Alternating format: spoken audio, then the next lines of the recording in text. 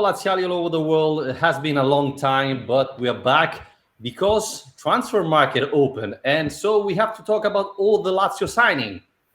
Okay, thank you very much, guys. Please remember to subscribe and rate the podcast.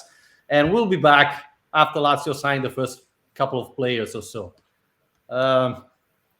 No, we are not here for that, right, Alistair? Because it doesn't look Lotito is taking care of business. But we have to talk about one of probably the best player of the last 8 years with Lazio shirt, leaving the club after 8 years. Yeah.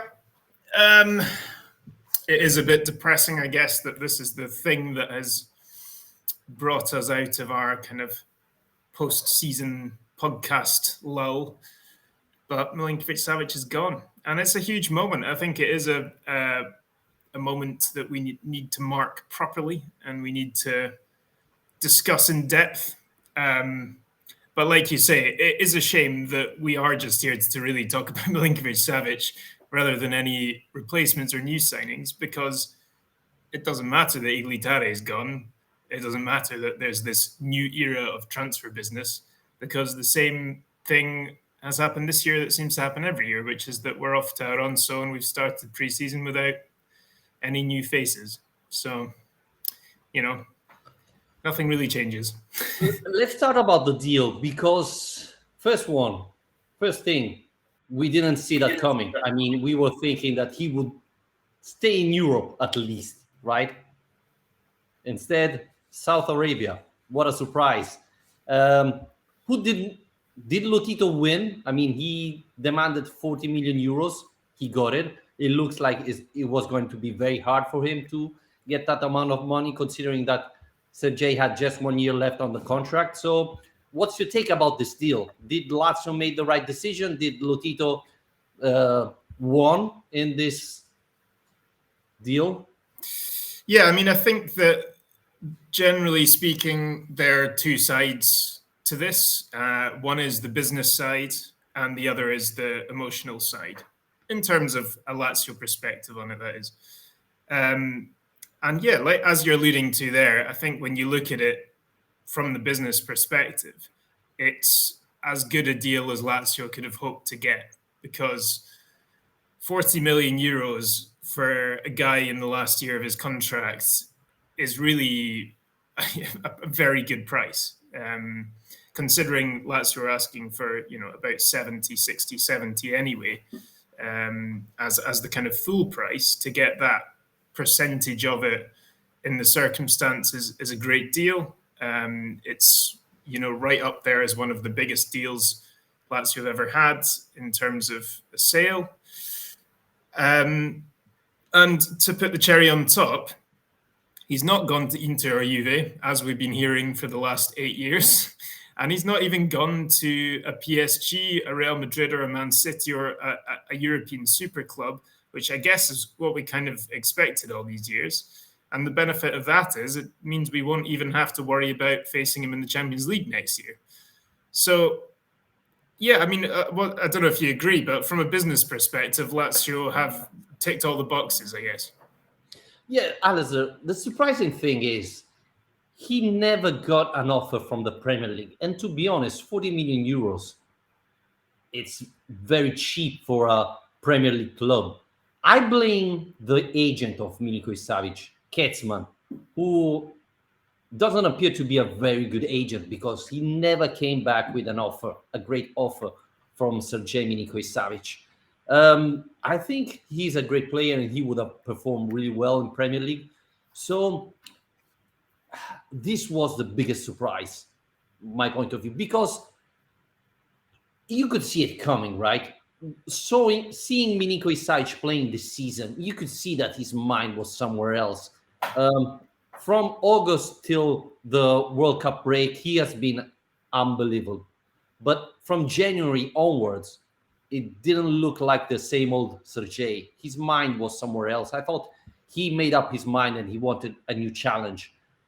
So I could see that coming. But I was expecting Arsenal, Chelsea, Manchester United coming and offering 50, 60 million euros. That didn't happen. And that's probably the biggest surprise for me. You didn't expect Al-Hilal to be his next club. Well, yeah, I mean, of course. I mean, the thing is, nobody really saw this massive Saudi splurge coming this summer. It's taken everyone by surprise, quite to the extent that the clubs have been spending, but also the profile of players that these clubs have been able to sign. And I think that in that sense, Sergej is one of the highest profile signings I would say that's been made in the Saudi Pro League so far. Not just because of his ability and the fact he's been one of the top midfielders in Italy for so long, but the fact that he's 28 years old, he's in his prime, he's ready to go, and they've got him for his, some of his best years. So it's not like it's a decision he's making as a kind of late career retirement decision. And this is what I think feeds into the second part of what I alluded to earlier, which is the emotional side of this from a Lazio standpoint. And I think this is where it gets quite tricky, because as a fan, it can be quite difficult to take the logic of the deal and say, okay, it's a great business deal, therefore I'm happy. Because I think there's such a connection between the Lazio fan base and Milinkovic-Savic after these 8 years for all sorts of reasons. I mean, not just that he's been one of the club's arguably greatest midfielders, certainly in the modern era, but that he's always had a great relationship with the fans. He's never really been agitating to leave. He's never been causing problems in the dressing room. He's become a captain.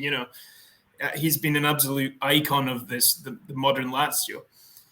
But with that in mind, it feels a bit bitter in the sense that I think we were all ready to say goodbye and say, good luck with your adventure in the Premier League. You've earned this. Good luck with your move to Real Madrid, your dream move to one of the absolute elite clubs in Europe. Like, you deserve this after everything you've given us.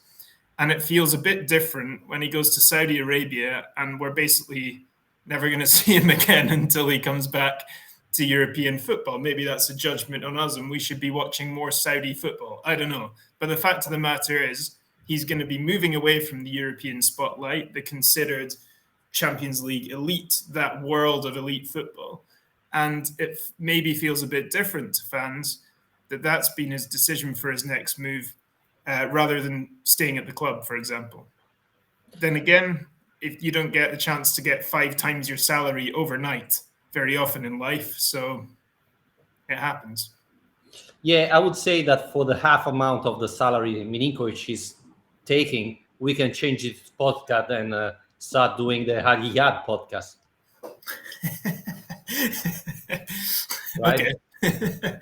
I mean, we can talk about it if you're interested. I take back what I said about Saudi Arabian football not being the elite. Well, the other thing, Alistair, I wouldn't be surprised if in 1 year, 2 years' time, they would buy a spot in the Champions League. Would you be surprised? Not me. I mean, I can see it happening very soon. South Arabia always been part of Europe, So there you go, your Champions League spot. And suddenly Al-Hilal becomes the biggest team in Europe and challenge for the Champions League. Well, who knows what the future holds. But yeah, I mean, I do think as in the present, that is something that feels, I don't know, I think it's still settling in a bit, but it feels like a bit of a shame that we've lost one of our best players in his prime, even though it's a good deal, to a club where we're not going to be able to watch him and he's not really going to be able to fulfill his potential in his best years because he's not kind of achieving his stated dreams of, playing for Real Madrid or whatever. What's talking about Milinkovic-Savic? What's the first thing comes to mind to you playing for Lazio? I mean, the best memories. I have a couple, to be honest. I think the goal in the derby in the Coppa Italia, the first one he scored. And then obviously the Coppa Italia final against Atalanta. He wasn't coming from a nice period. He was benched by Simone Inzaghi. In that final, he comes in and first ball he touched, he scores and we win the final. I thought those are the first 2 memories. And probably the third one is the year of the COVID when he scored against Juventus and we win 3-1 at home. I thought, maybe we're going to win the Scudetto this time. So there's so many memories with Sergej wearing a shirt, right, Alistair, that it's not easy to pick, but these are my top three. Do you have different memories? No, I mean, I think that a lot of people, we kind of asked people on Twitter about this as well. And the Coppa Italia final is definitely one that comes up time and again. Certainly a big one for me. I mean, it was the end of my first season when I moved to Rome. To see Lazio winning a trophy that year was amazing, and for Milinkovic-Savic to make the difference, I guess it wasn't a surprise because it was something that has characterized his time at Lazio, is the way he's been able to step up in the big games, and really elevated the performance of those around him as a result, I would say. Yep. And you've mentioned, the Juventus game for me was a personal highlight. That was an incredible atmosphere, one of the best I've had, I think, since I moved here. Anyway, was that night, that 3-1 win, coming from behind. The excitement then was incredible with the start Lazio had to that season. Let's not talk about the end. But also, I was thinking, I don't know why it jumped to mind, but I remember sitting at my granny's house with the game on my phone, like hidden under the table, because I was supposed to be being polite and talking to people. But when we beat Inter at San Siro, and he scored the winner in that game as well. And if I remember correctly, that was our first win at San Siro for a long, long time. I can't remember exactly how long, but it goes to show how many decisive goals in big matches he scored. And we're not even talking about striker here. He doesn't need to be scoring in big games to still be making an impact. But it's incredible how many big goals he came up with.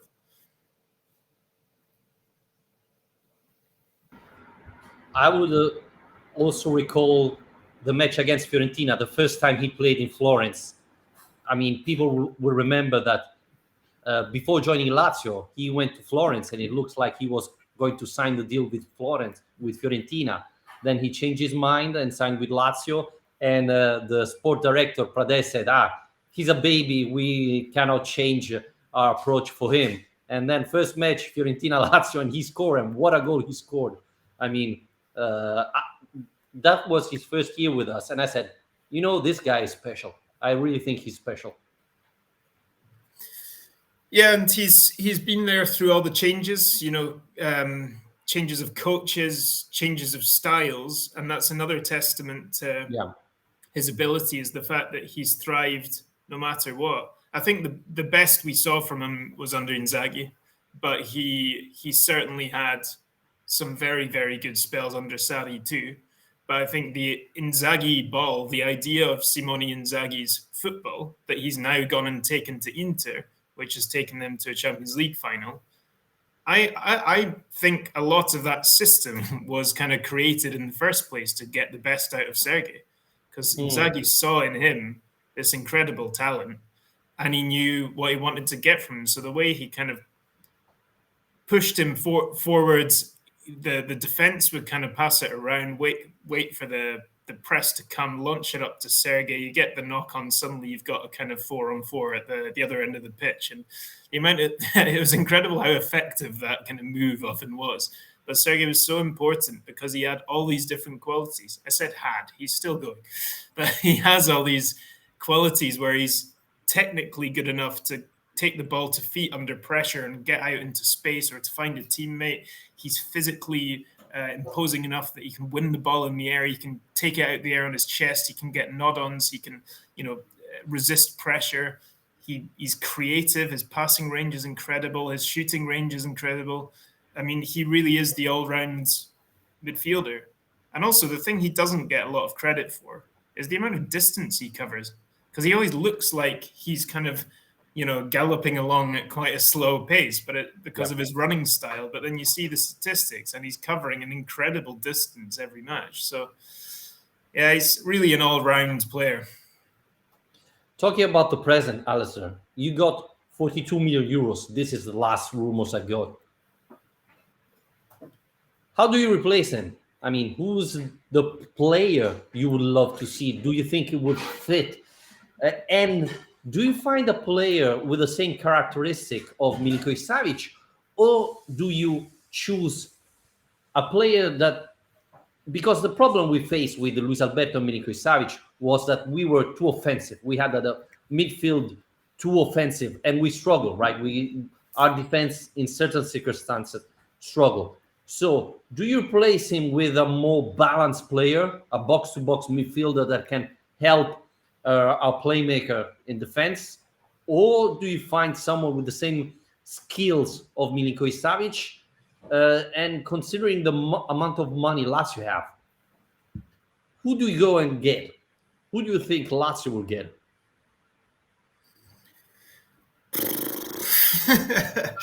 I mean, there's probably a big difference between who I'd like to get and who Lazio end up getting, but it is a decent chunk of money. I don't think it's a kind of completely mercato changing amount of money in terms of the amounts. We've spoken a lot before about the amounts of players Lazio ideally would get in this summer and how much that's likely to cost. I mean, certainly the one that's jumped off the page when you're talking about a new signing midfield is Zielinski. And I think that Lazio fans are probably only going to be satisfied by that kind of big name replacement, because you've lost one of your greatest players of the last 10 years here. You can't just, bring in Lazar Samardžić and say, oh, it's the same thing. But do you think it's the right replacement, Zielinski, for Milinkovic-Savic? Do you think Lazio will be still out of balance in midfield? And the Udinese player have been linked with Lazio. He's young. He can grow, obviously. He's not Milinkovic-Savic now, but he can grow and become that type of player eventually. So, Getson Fernandez has been linked to Lazio. He's more box-to-box midfielder. He's more dynamic, which is something that definitely would help us, because I think our midfield is not that dynamic. So, do you think, what type of player would Lazio sign, and why Basic is the replacement? Yeah. I mean, I get what you mean. There's been this debate the whole time about does this Lazio midfield make sense with Alberto and Milinkovic? And the Alberto we saw certainly the second half of last season is a good enough player to lead that midfield in a creative and an attacking sense. So you don't necessarily need to bring in someone who's going to be your, kind of hybrid number 10, or someone who's constantly threatening. But at the same time, we said over and over again last season, we weren't getting enough goals from that front three all the time. And the team was struggling to score goals. So I think whoever is replacing Milinkovic, you can't bring in someone who doesn't have a proven track record of scoring goals from midfield, because I think it's going to be really important that we do threaten from midfield next season and going forward. And Milinkovic-Savic has been so reliable in terms of scoring and creating over the last however many years. Zielinski, for me, would be a statement signing. I mean, he's just won Serie A with Napoli. He's an incredibly experienced and talented player. He certainly has a lot of goal threat, but he knows how to play. He knows how to play smart. He's worked under Sarri before. It would be a real coup, and in that sense, I feel it would be a big surprise if that actually goes ahead. Obviously, he's been linked with Saudi Arabia as well, and there's been a bit of kind of confusion over whether that's really going to happen or not. But I think that, look, when I mentioned Samardžić, I agree. I mean, he was in my Fantacalcio team last year, and I had a lot of faith in that guy. But I think he's got a lot of promise in some. My point is more that I don't think it's enough to just get a player like that. By all means, get signings for the future. I think we want to see more and more of that. But I think we need, now that we're going into a Champions League year, we need a ready-made star signing, really, to be replacing Milinkovic. And if it's not Zielinski, I think it needs to be someone of that kind of profile. Yeah, I understand what you say. Well, you can have Basic and behind Samardžić, no? Is that an option? But the other thing is we need a physical player because Milinkovic was our only offensive mind player that had physical skill, great header, big body. At the moment, we have Cataldi, Luis Alberto, Ciro Immobile, Zaccagni, Pedro, Felipe Anderson, all small players. We need even someone that can replace Milinkovic as a physical player, big body, great header, things like that. Or not? Well, it's not really Sarri's style, is it? I mean, it's not really something his Napoli team particularly possessed. It's not really something he relies upon too much, his physicality. I mean, physicality certainly in the sense of incredible stamina and speed, but not in the sense of pushing people around. It's like the complete contrast to Roma, who just keep signing giants. And I saw in the paper this morning that this Christensen guy they just signed is, I think he's like 2 meters something, but he's like the seventh tallest player in their team now. So, I mean, size certainly isn't everything. I don't think that's necessarily a priority when it comes to replacing Milinkovic-Savic. But you're right, it does feel like our set pieces might suffer a bit because for so long he's been one of the only real targets for anyone's aim at corners and free kicks. Yeah. I don't think it's very smart signing players from a relegated team, right? Leeds United got relegated, and Roma keeps signing Leeds United players. Don't think that's very smart, right? But before, I know you have to go, Alistair. So I love very much your shirt. Don't know, the guy who bought it must be a very smart guy. But if people can see, if you're watching us on YouTube, this is the new Lazio home shirt.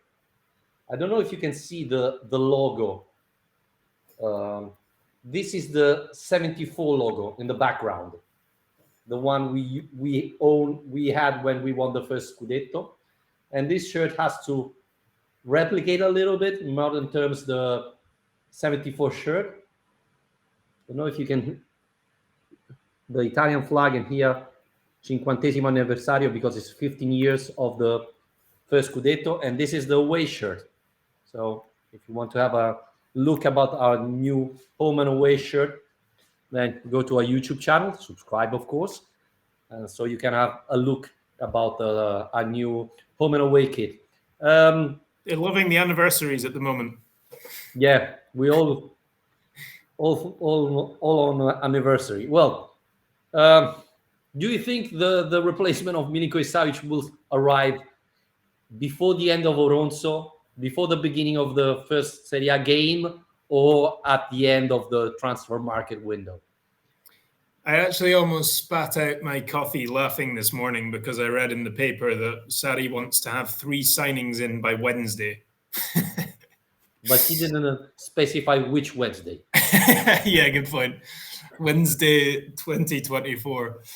Yeah, I mean, look, it's something we talk about every single summer, isn't it?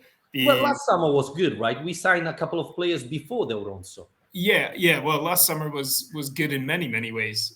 So you would hope they can build on that. I mean, I don't know how much more complicated things have become now that Tare is gone and a new regime is in place. And Sarri did quite an interesting interview recently, actually, and he was kind of asked about this idea of him becoming more of a British-style manager, as they call it, where he has a say on transfers. And he basically said he doesn't do that, and he doesn't want to do that because well, as we all know, all Sarri really wants to do is have a team and coach them on the training field. And most of his complaints about modern football in general are based around the fact that he doesn't get enough time to do the one thing he enjoys the most, which is doing that. So, I don't know. I think hopefully he, even if he's not actively involved in all these negotiations and whatever, hopefully he's getting a say in what the targets look like, what the style of player looks like, and all that. There are some exciting players being linked with Lazio. I mean, Ricci is the one today that's been going around, and I think that'd be fantastic. And Bonucci, you said? Samuele Ricci. Okay. Not Bonucci. I was going to ask you about Bonucci, though. What do you think of that one?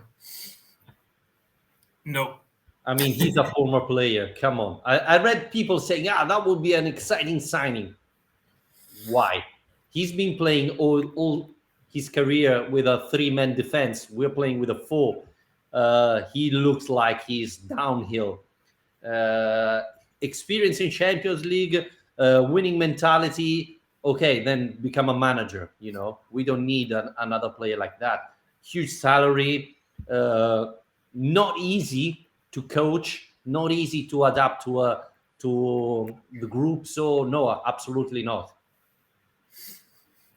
Yeah, I mean, I think that the salary is the main one for me. I mean, if you could get him to somehow agree to quite a low salary, then by all means get him in as a squad player, experience for young players to lean on and so on. But I don't think he'd be coming in to be a starting centre back at this stage, considering like his age and the fact he couldn't even get into that Juve team last year. I mean, yeah, that's the thing, right? We're talking about one of the second best defense in Italy here. So you don't just walk into this team at the moment. The only option, he can play playmaker instead of Cataldi. Maybe that's yeah. I mean, anyway, I think you have to go. So thanks for joining me. Big disappointment, not only because Milinkovic is leaving, but because Lazio haven't signed any single player. We talk about the Vice Immobile so often, Alistair. And of all these names, who is the one you like most, you would wish to see in a Lazio shirt this season? To be honest, I haven't seen a name yet that's jumped out. I mean, a lot of that might be because, the likes of Marcos Leonardo or Pavlidis or, these kind of, that Georgian guy, I've forgotten what his name is now. Kvaratskhelia. Yeah, the new Kvaratskhelia. But yeah, I mean, there have been a few names clearly linked with the club who have not watched an awful lot of. I have to say that it has amused me because I do remember saying this on the day of the AZ game, looking at that team, how young that team was and how well they were doing against Lazio. I was like, I bet we get linked with half of this team this summer. And lo and behold, it's been Pavlidis, Kerkez, some of their other players kind of being linked with Lazio. So, would you like to see Lazio signing those 2 players? Or would you prefer, for example, the return of Pellegrini? I think it depends on the price, doesn't it? I mean, Kerkez is an interesting one. I do remember being struck by him. I thought he looked really good when I saw him last season. He's young, isn't he? I think he's 21. Yeah. Already plays for an Hungary team and has European experience. So I think it's an interesting one, but it's always hard to tell. We thought that Riza Durmizi looked like a really good signing back in the day, and that didn't work out. So you just never know. But yeah, we'll see. I mean, what about you, Vice Immobile? Is there anyone you've seen so far that you've thought that's the guy? Well, the thing is, it looks like to me that they're looking for a youngster in that role, someone who can grow and maybe focus on the right wing, even though there's not anyone who seems very close to sign for Lazio. But yeah, I think, and we didn't talk about it in this podcast, I think Lazio should be looking for a young gun, someone that is not coming out from the Primavera, that has already proved he's good, but is younger, That's why I wouldn't love to see Zielinski coming. He's 29. Lazio should go and sign someone around 22, 23 with a low salary, but who already has experience. That's why AZ players would be good. So yeah, someone like that. But hope next week someone will be signed for Lazio so we can do another podcast and talk about this player. Yeah, fingers crossed. At least that they give us a reason to make another podcast. Yes. Thanks again, Alistair, for joining me. Thanks, everybody, for joining us. Please rate and review the podcast wherever you listen. And if you didn't, subscribe to our YouTube channel and rate and review us even there. Thanks. Take care, guys. Cheers.